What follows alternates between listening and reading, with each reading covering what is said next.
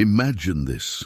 It's raining hard. The wind howls through the dark streets. The entire city hides inside its houses. And there, in the middle of the sidewalk, soaked, shivering from the cold and almost fainting, a man, thrown away like trash. No one stops. No one looks. Only her. A simple woman with a broken heart, her life in pieces, with no money even for herself. Even so, she stops. She reaches out her hand. She takes him into the house. She gives him the only bowl of soup she still has. The only blanket, the little she has left. Now take a deep breath, because you're not prepared for what comes next. What this woman didn't know, and no one on that street would ever imagine, is that the man she saved that cold night was, in fact, an African millionaire, living in disguise, hiding his true identity. And this choice of hers, this gesture of pure love, will change the destiny of both of them forever. What starts out as a simple act of help will turn into a story of pain, injustice, cruel judgment, shocking revelations, and a twist that will leave you shivering. Get ready to feel it, because this story will stir your emotions, it will provoke revolt, it will make you cheer, cry, smile, and believe that good, even when no one sees it, always finds a way back. Watch until the end. What happens at the end? No one was expecting it. That afternoon seemed like another one of those in which the whole world conspired against Sophie. The sky had been dark since early, with heavy clouds threatening to bring the world down, and the wind beat hard against the already cracked windows of the small house where she lived. A simple house, with exposed bricks and walls stained by time, stuck in a forgotten corner of the suburbs. Inside, there were no luxuries whatsoever, no curtains, no decent sofa, not even a refrigerator that worked properly. Everything there seemed to be on its limit, including her. Sophie had been living alone for years, ever since she lost her mother. She had never met her father. She had tried jobs here and there. She had been a cleaner, a bakery attendant, a restaurant assistant. But every month she had been fired again, another promise that had not been kept. And that week, the electricity bill had already been cut off, the water was dripping out of mercy, and the rent was 2 months late. She already knew that at any moment the landlord would knock on the door and give her an ultimatum. It was only a matter of days, maybe hours. Inside, the cold mixed with the musty smell. The only thing that still kept some sense of home alive was an old pot, bubbling slowly with the remains of a thin soup. It was basically water with potatoes and a small piece of carrot. Nothing more. But for her that was a lot, and she was carefully saving it for what would be her dinner and also for breakfast the next day. Rationing had become a habit. But that's when life shows how much it can turn upside down in a snap. When the rain got really heavy and turned into a downpour, Sophie ran to close the front door, and that's when she saw it. A man, lying on the sidewalk, completely soaked, seemed almost unconscious. He was bent over, hugging his own legs, with his face turned to the ground. The water ran down him, as if there was no one there, as if he were just another garbage bag abandoned on the street. She stood there for a few seconds, holding the doorknob. She was scared, of course. She was alone. It was night. It was a big city, but there was also something there that she couldn't ignore. It was as if something inside her was screaming, "Sophie, do something!" And without thinking too much, she ran to him, even with her bare feet stepping in the mud. Getting closer, she saw that he was awake, but he could barely speak. He was just mumbling something that she didn't understand. His eyes were shaking. His skin was cold. He was a black man, simple-looking, with an unshaven beard and completely soaked. Clothes. He wasn't carrying a backpack, a bag, nothing, just an empty and frightened look, as if he wasn't really there. Sophie tried to pull him up, but he was too heavy. She ran back into the house, grabbed an old blanket and wrapped him up in it. Then she went back again and brought him a glass of water. There was no medicine, no dry towel. There was nothing she could really do, but she couldn't bear the thought of leaving him there. So, With a lot of strength and a leap of faith, she managed to help him up and carried him inside. He stumbled in, slipping, without saying a word. He sat down on the floor, right next to the door, and stayed there, as if he didn't know where he was. Sophie ran to the pot and poured some of the soup onto a plate. That was all she had. It was all she had, and yet she handed it to him. He ate slowly, almost in silence. But in that silence, there was something happening, something that even she couldn't explain.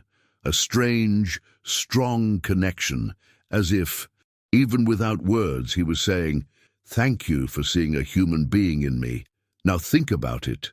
How many people do you know who would do that? Give the last plate of food to a stranger on a day when everything is already going wrong? On a day when you are on the verge of eviction, hungry, cold, scared? Not everyone. And the truth is that Sophie didn't know where that strength came from either. Maybe it was from the faith she tried to keep alive in her heart. Maybe it was from all the times she herself was ignored on the street and swore she would never treat anyone like that. Or maybe it was just because, deep down, she knew what it was like to be on the ground, and she knew that no one deserves to be invisible. The truth is that something inside her calmed down after that gesture. It was as if she had done the right thing. But the curious thing is that something in his gaze seemed different. He wasn't like the others she had seen sleeping on the benches in the square. Even weakened, he had a posture that didn't match his helplessness. It was subtle, but it was there, and she felt it. But Sophie didn't think too much about it at the time. She just did what she felt she had to do. While he ate, she grabbed a towel and tried to wipe some of the water from his face. Then she gave him some clean clothes, a loose t-shirt and an old pair of shorts, and let him sleep on the makeshift mattress on the living room floor. She slept in the corner herself, propped up against the wall, her feet cold and her heart pounding. Why had she done it? Was she crazy? Was he dangerous? Was he going to steal from her in her sleep? These questions were hammering away, but at the same time there was a peace there, something inexplicable. The sound of the rain on the roof, his heavy breathing, and the silence of that house told a story that had barely begun. What Sophie didn't know was that that night would be the turning point in her life. That this man, who seemed to have nothing, carried a secret that would change everything, absolutely everything. But it wasn't time to know yet. It wasn't time to reveal it yet, because what happened the next morning, oh, that's what no one expected. And when you find out who the man she welcomed that night really was, you'll understand why life has surprising ways of returning everything we offer with love. But before that, there's something that will leave you even more intrigued. This story really touched you, didn't it? Because not just anyone feels this way. They are people with true hearts who still believe in good, even when everything seems difficult. Here, we value exactly that. Deep African stories, with soul, with pain, with a turnaround. Stories that make you cry, shiver, and believe again. So come with us. Be part of this community that feels together, cheers together, and lives each story as if it were your own.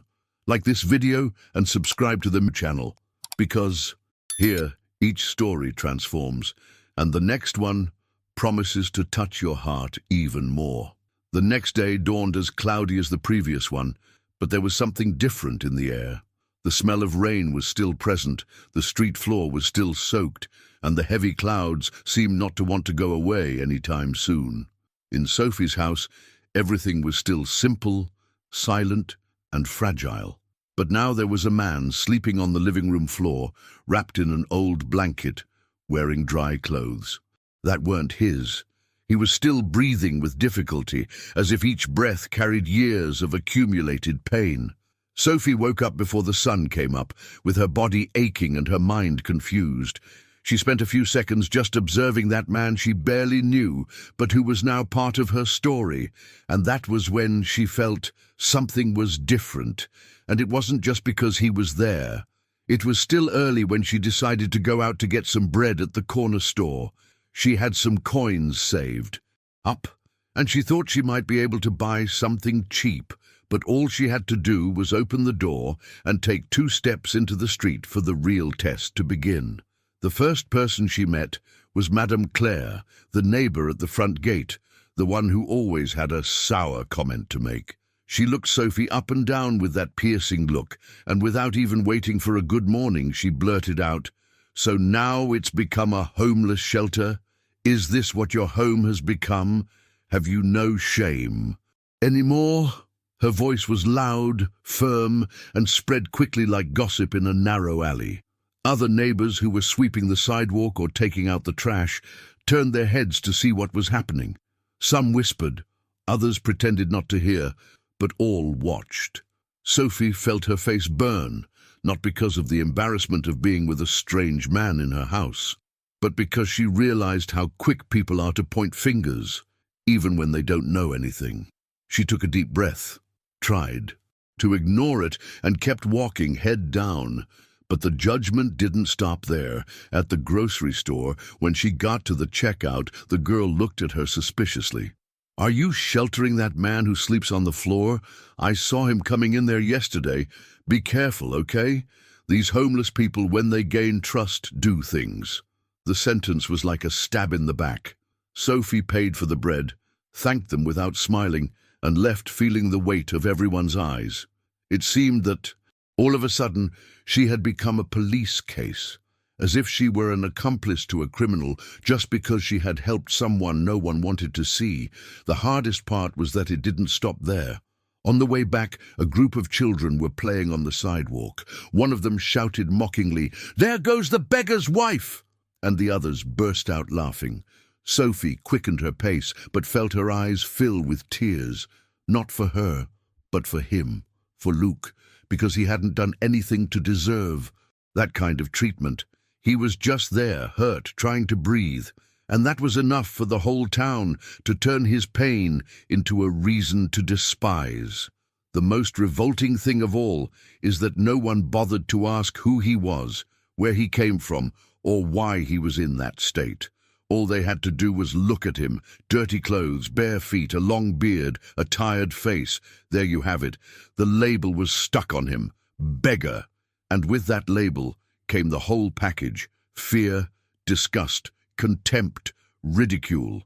No one imagined, not for a second, that this man could be anything other than what he appeared to be. And this, if we stop to think about it, happens all the time. How many times is someone judged just by the way they dress, or by where they live, or by the condition they are facing? People are in an absurd rush to classify others. No one wants to hear the story behind their appearance. And that was exactly what started to hurt Sophie, because deep down, she had already felt this firsthand. She had been ignored in job interviews because of her simple clothes. She had been seen as poor just for living where she does. She had felt that look that says everything without saying anything. You don't belong. Maybe that's why she saw Luke in a different way, because no matter how dirty and fragile he was, she couldn't see him as nothing. On the contrary, there was something about him, a firmness in the way he held the spoon, a look that would flee but come back strong, like someone carrying many stories on their back. Something there was different, but she didn't know what it was yet. When she returned home, she found Luke awake. He was sitting leaning against the wall, looking out the window. The sun was trying to break through the clouds outside. Sophie handed him the bread, and he nodded his thanks, without saying anything. But there was respect there, a silence full of meaning. Neither of them spoke about the comments, about the looks from the neighbors, but they both knew, and that was enough. That entire morning was marked by this weight. With every sound of a car passing by, Sophie thought it was someone coming to demand an explanation. With every step on the sidewalk, she imagined someone whispering.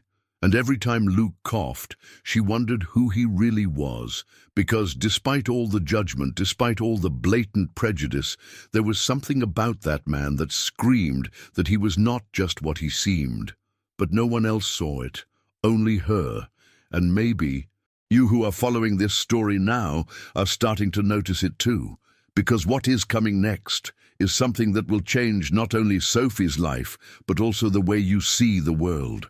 It's not time to tell you who Luke is yet, but I guarantee you, when you find out, you'll understand why appearance can be the greatest disguise anyone has ever used.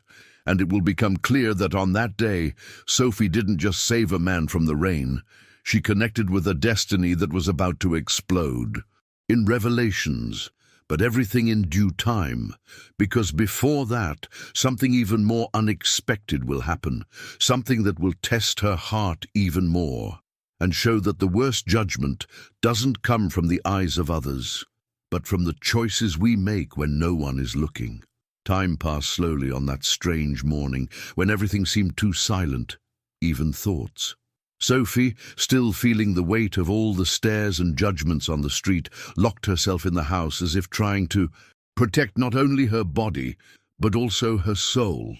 Luke remained there, quiet, in the corner of the room, with a thin blanket over his shoulders and his eyes fixed on the floor, as if he were trying to understand where he was and why someone, after so long, decided to do something for him without asking for anything in return. Sophie paced back and forth, not knowing what to do. She fiddled with things, fixed what was already fixed, just to try not to think. But the truth is that she was thinking too much. Thinking about the neighbors' words, the children's jokes, the way the girl at the market looked at her. She also thought about why that man was there, how suddenly her miserable and lonely life had connected with the life of someone even more invisible. And without really understanding why, she put some water on to heat up, grabbed 2 chipped cups, and separated the last tea bags she had saved for very cold days. That was one of those days. When she brought the tea to him, Luke's slowly raised his eyes. It was a look that asked for nothing, but also did not refuse. He took the cup with trembling hands, almost without strength, and murmured a thank you that came out like a breath. Sophie did not know what to say. She sat down nearby without invading his space, just to show that he was no longer alone. And it was in this silence, full of meaning, that he spoke, almost as if he were letting off steam without waiting for an answer. You are the first person to treat me like a human being. At that moment, Sophie swallowed hard. The sentence echoed inside her like a stone in the chest, because that was exactly what it was. It wasn't about the tea, the soup, or the shelter. It was about the look, the respect, the presence. Luke wasn't used to that, and neither was she, because deep down that sentence wasn't just about him. It also said a lot about herself. Sophie also carried that wound of being ignored, treated as invisible, as if her value depended on the clothes she wore or the place where she lived. They looked at each other for a few seconds without saying anything else. And in that look, something happened that few people experience. A real connection. Not that romantic thing from the movies, nor a friendship forced out of convenience. It was something deeper, more raw, more human. 2 souls who, after being hurt so much, recognized themselves in each other's pain. Luke began to tell us little by little fragments of his life. He spoke, softly, slowly, as if he were measuring each word. He didn't give many details, but he said that he was far from home, that he had gone through things that made him stop trusting people, and that, for a long time, he lived in silence, accepting the way the world saw him, as a nobody. Sophie listened in silence, her heart sinking, because although their stories were different, the feeling was the same.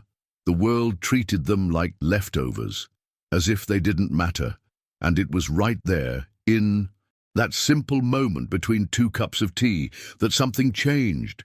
They were no longer alone. And then there's something that no one talks about, but you know it's true. Sometimes all someone needs is to be seen, not with pity, but with presence, not with judgment, but with listening. And that's what happened there. Sophie saw Luke, for real, and Luke saw in her not just a poor woman, but someone with enough heart to embrace what the whole world rejected. That afternoon passed unhurriedly. With small talk, shy laughter, and sincere exchanges. Luke said he liked bitter coffee. Sophie said she had been afraid of thunder since she was a child. Silly things, apparently. But these silly things in the end are what create bonds. They laughed together for the first time when Luke tried to say the name of a French biscuit Sophie had never heard of, and they laughed even more when she tried to repeat it, and it all came out wrong. For a few minutes, they forgot about the world outside. The cold, the poverty, the pain. It was just a light, true moment, and rare. Night fell again, dark and damp, but with a different weight. It wasn't the same loneliness anymore. There were still uncertainties. There was still fear of what would come the next day. But now there was also a kind of relief in her chest, because, in the midst of the chaos, Sophie had found something she hadn't seen in a long time: company. And Luke, even without admitting it, was beginning to feel something similar. For the first time in years, someone looked at him without fear. Someone saw beyond the dirt, the appearance, the situation, and you must be wondering, who is this man after all? What happened to him to get to this point? And what will Sophie discover in the next few days that will completely change everything she thought she knew about this stranger? Calm down. This is still to come. But before that, something will happen that will mess everything up. Because not everyone is happy with this. Connection. Not everyone accepts seeing someone suddenly receiving care, affection, and respect. And it is precisely this envy, this silent poison around, that will start to move. And what is coming will leave even those who have been through a lot open-mouthed. It was only a matter of time before Sophie's kindness became a target. The connection she had created with Luke, so sincere, so human, began to bother people. But not because of anything wrong she had done. On the contrary, what bothered people was precisely what she did right. While the world was rushing by, afraid or disdainful of those who needed help the most, she went there and extended her hand. For many people, this sounds like a threat. Madame Claire, for example, wasted no time. All it took was for Luke to pass through the gate more than once, sleeping on the living room floor, sharing the little he had with Sophie, to turn what was being cared for into a scandal. She's living with a bum. She must be in love. With that beggar. Soon they'll be begging together. That's what Claire said out loud in front of the bakery, with pleasure, as if she really needed to be heard. And she did. Within minutes, the story had spread around the street. People who hadn't even spoken to Sophie started pointing, whispering and turning their heads away when she passed by. And even without proof of anything, the neighborhood bought into that version with all their might, as if Luke's presence nullified everything Sophie. He was. She, who had never asked anyone for anything, was now seen as a misfit, a person with no direction, a person who doesn't serve as an example. But Sophie didn't respond. She didn't argue. She just lowered her head and went on with her life with dignity. Because when you've been judged for everything, you learn to choose where to spend your energy. The problem is that sometimes the world doesn't stop at judgment. It likes to push those who are already down. And that's what happened next. 2 days later, in the middle of a sweltering afternoon, the owner of the house knocked on the door. There was no conversation, no time, no empathy. He was direct. He wanted the house back. The rent was late. He needed the space. And he wanted Sophie and her man, as he referred to Luke with a certain contempt, to find another place. She tried to explain that she was waiting for a response from a job, that she could at least pay for a month. But he was cold. He said he had already given her too much time, and that now he couldn't do it anymore. It wasn't personal, according to him. It was just business. But of course, everything sounds personal when what's at stake is the place where you sleep, the roof over your head, the minimum stability you still have left. And so, with a heavy heart and even more wounded pride, Sophie packed the few things she had: an old mattress, some clothes, 2 pans, a box with mementos from her mother, and that was it. Everything that didn't fit in a Suitcase was left behind. She left with Luke by her side without saying a word. He carried the bag in his hands, and she looked at the rest. The street, once again, became a stage. People at the windows, people peeking behind the curtain, people snickering. No one offered help. No one asked if she needed anything. No one cared about where she was going. And perhaps that hurt more than the eviction itself, realizing that when you don't fit the mold, you have no value to anyone. Sophie had always been polite, reserved, and kind to her neighbors. But that didn't matter when the gossip got louder. All it took was one wrong label for her to become an invisible enemy. They walked on foot, with no clear direction, with only the courage of someone who has lost almost everything and still keeps walking. They had nowhere to go, no relatives nearby, no close friends, no real alternative. They walked through busy streets, crossed squares, stopped in the shade to breathe. Luke tried to stay calm, but his face showed anguish. Sophie was exhausted, but she didn't cry, not anymore. She had already understood that in this life sometimes crying doesn't solve anything. She held tightly to the strap of her bag and what was left of her dignity. And this is where you need to pay attention, because this moment is important. It's that point where it seems like everything has fallen apart, that there's no way out, that the whole world has turned its back on it. But it's exactly there when it seems like there's nowhere left to go, that something starts to change. There's no way to tell what's going to happen yet. But suffice it to say that this aimless journey will take them to a place where Luke's past starts to show up. And when that happens, Sophie will discover that she was next to someone who hides much more than hunger and sadness. She'll discover something that will turn her world upside down. But that only in the next steps, because before the truth, there's still another test. A moment that will prove who's there for the heart and who only stays while it's convenient.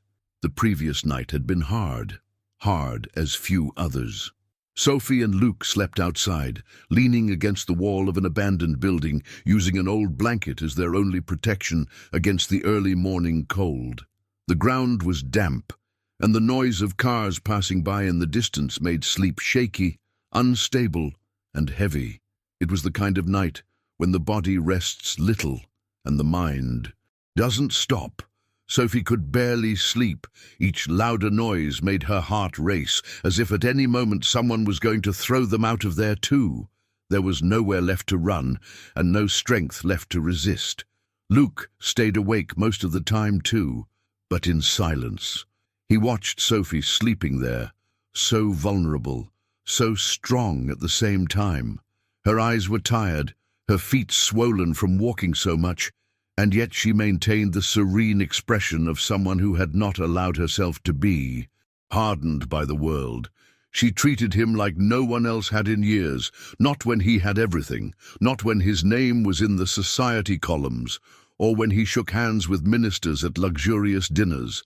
That woman there with nothing had given him what was most valuable, dignity. When the day began to dawn, Sophie woke up with her face slightly wet with dew. She woke up without knowing exactly what day it was, with the feeling that she was in a nightmare that had not yet been resolved. She got up slowly, fixed her hair with her hands, and looked at Luke, who was already standing, looking at the horizon with a calmer expression than ever. He didn't seem scared or lost. On the contrary, it was as if he knew exactly what was about to happen. Sophie tried to hide her discomfort with that silent pride that only those who have suffered a lot know. But inside, everything in her was screaming. Pain, shame, tiredness. She wondered if this would be just another day of wandering aimlessly, knocking on doors that wouldn't open, hearing judgments that no one has the right to make. But at that moment, the unexpected happened. A huge black car slowly turned the corner. It gleamed as if it had just come out of a luxury store. It was a limousine, not a taxi, not an ordinary car, a limousine.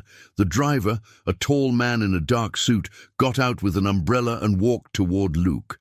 Sophie, confused, thought it was a mistake, maybe a politician, maybe someone famous around there. But then Luke stepped forward, took the blanket off his shoulders, picked up a backpack that was hidden under the concrete bench, and, with impressive calm, began to change right there.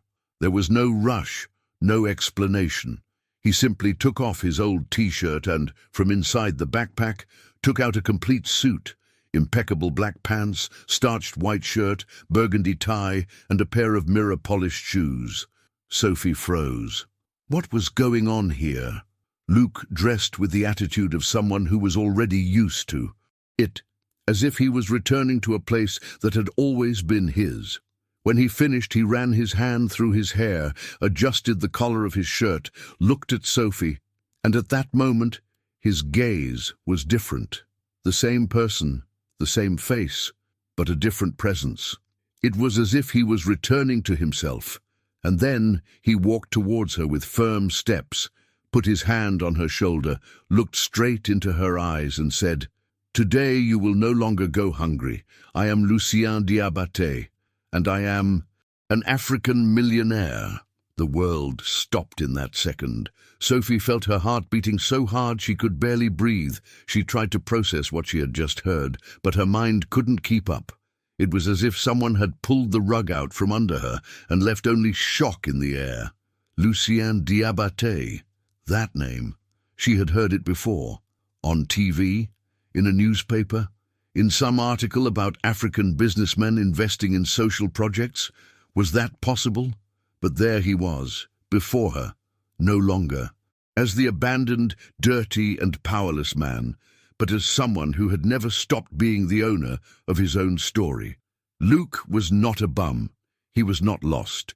He was not the label that people wanted to stick on him. He was someone who chose to disappear for a while, to see the world as it really is. And it was in this choice that he found Sophie. And what about her? She still didn't know whether to cry, laugh, run away, or wonder if it was all a dream. What she knew, at that moment, was that life had just shown her that there is no appearance that reveals someone's heart, and that sometimes, when everything seems lost, that is exactly when something that was never imagined begins. But wait, this revelation is just the beginning. Because the question that remains now is, why did Luke do this? Why would a millionaire hide on the streets? And what does he really want with Sophie? The answers will surprise you more than you can imagine. It was funny how life, even though it seemed blind, sometimes saw better than anyone. And when it decided to get even, it didn't warn, it didn't negotiate, it just delivered with gusto. Sophie and Lucien's story had become a hot topic, and not because they insisted on it, but because when the truth comes out, no wall of gossip can hold it back. All it took was the news of the limousine stopping at that corner. All it took was seeing Lucien dressed like someone coming out of a high-ranking meeting, getting into that luxury car and taking Sophie with him for the entire street to go into meltdown. People who had been mocking were now asking themselves in low voices, "Who is he? Did you see that? What do you mean, a millionaire?" And in the midst of all this, the one who felt the blow the most was Madame Claire, the one who spoke loudly, spread rumors, and never missed a chance to point the finger, the same one who said with gusto, "Sophie is living with a bum." Now she looked out the window with a frown, her eyes, narrowed with anger and mainly shame. But she didn't stop there. No, Claire wasn't the type to accept it quietly. She tried to make it seem like she didn't care. She even tried to tell another version of the story. She said she always suspected that Luke was someone important, that Sophie was very smart. But none of that stuck, because the truth had already spread, and all she was left with was her own bitterness. But fate, once again, did not stop there. A week later, the unthinkable happened. The house where Madame Claire lived, the one with the painted facade where she spent her afternoons gossiping and judging, was put up for sale. Old debts, according to rumors, came to light. Debts with the bank, with the city hall, even with the water distributor. and since there was no way to settle them, she was notified she had to leave within 48 hours. Just like Sophie, without much warning, without much explanation. But unlike Sophie, Claire had no one by her side.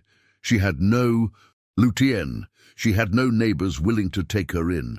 She had spread so much bitterness that when she needed help, there was general silence. The most curious or cruel thing was the place she had to go, the city's public shelter.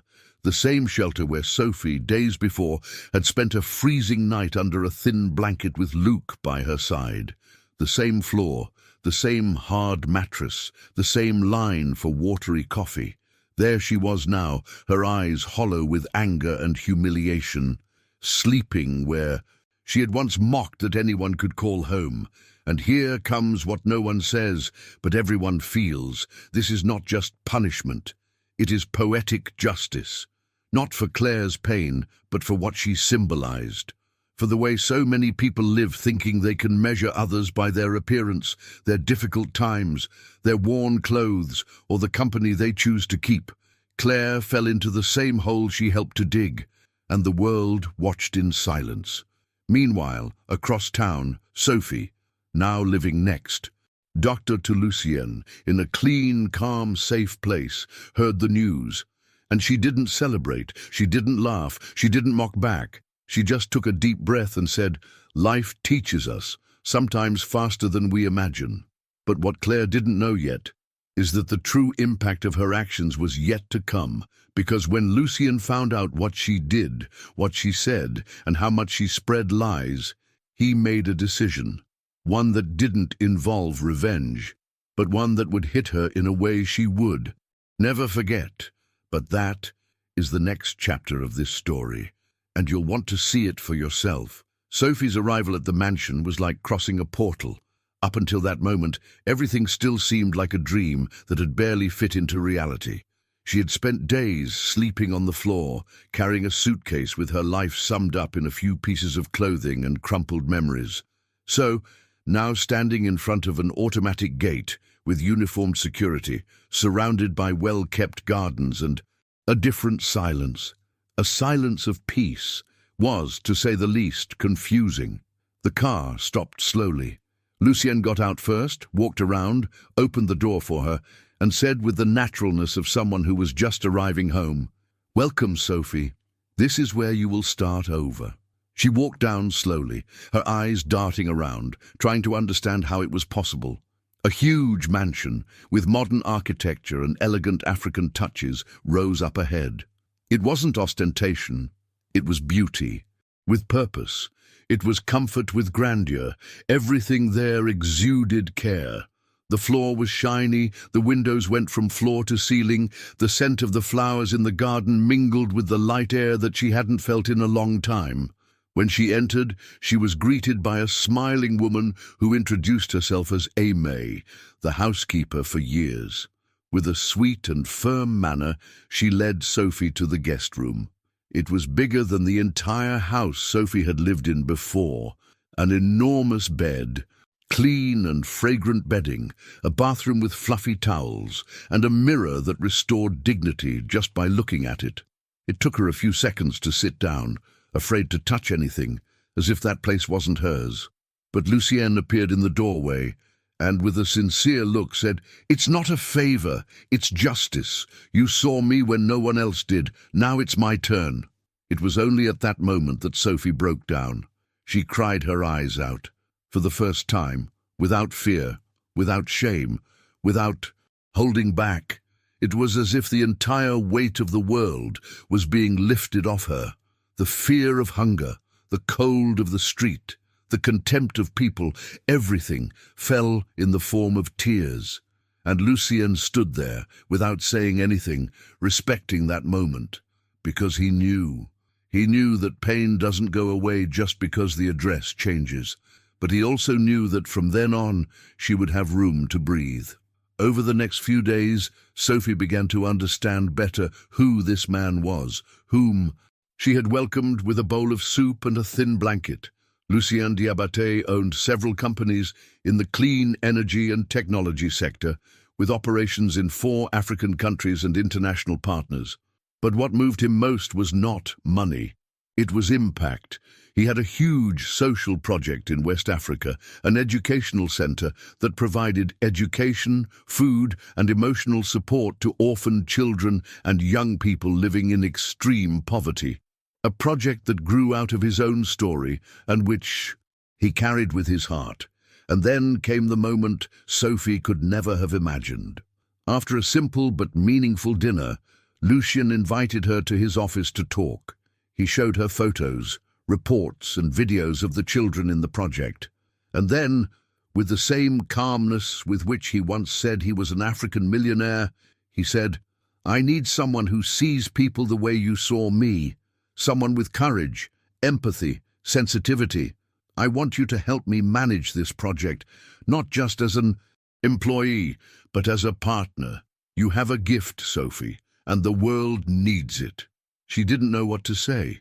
She was speechless for a few seconds, her heart pounding, as if she had just woken up from a dream she didn't want to end. But it was all real. The proposal was real. And more than that, the recognition, the trust, the respect, everything she had never had anywhere else.